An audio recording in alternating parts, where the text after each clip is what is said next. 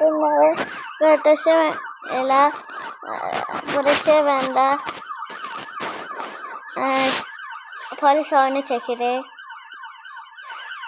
Arkadaşlar gelsin. Arkadaş başladı. Ben katırım.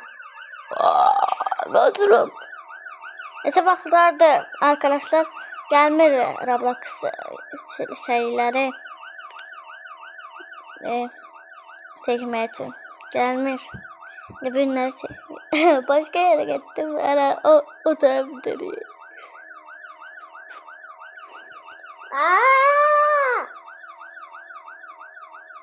Ne çıkarsın?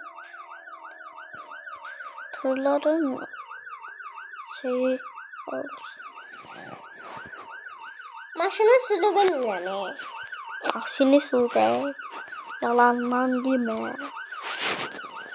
Haydi bakalım şıpa çekelim. Neden? Hiçim yoktu oyunda. Bir tane kardeşim Namer var. Dersen bir tane ev görmüştüm. Bu benim evimde. Ali. Selamun aleyküm. Kimse oynuyor. Gördüm bir tane adam. Oynuyor. 3 tane. Bir tane daha adam var. Maşını boydadı de. Kola. Ha. Neçə nəfər oldu? 4 nəfər. Deyəsən. Demək olur ki. Tuğda. Amal ittata. Sonra littata. Domala. Diro sürala. Vura. Baş. Ben değilim hardayım. Hekim yerinin yanında.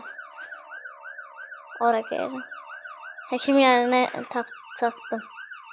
Orada Satmamışım. Ha orada saklamışım. Gözleyeceğim seni. Sen tutsan video atardı. Bana bura gel. Biraz burada kapandı. Götürüm eline. Kimse gelsin daha vurdum. Ben seni görmürəm də. Gəlirsən. Nə hər yerə vurdum. Getəcəm mən. Oranı soyacaq. Oranı. Bu kimdə? Ay spil tutdu. İndi videoda çekmeyi de ben oynayayım. Arkadaşlar bu videomuzdan bu kadar olsun.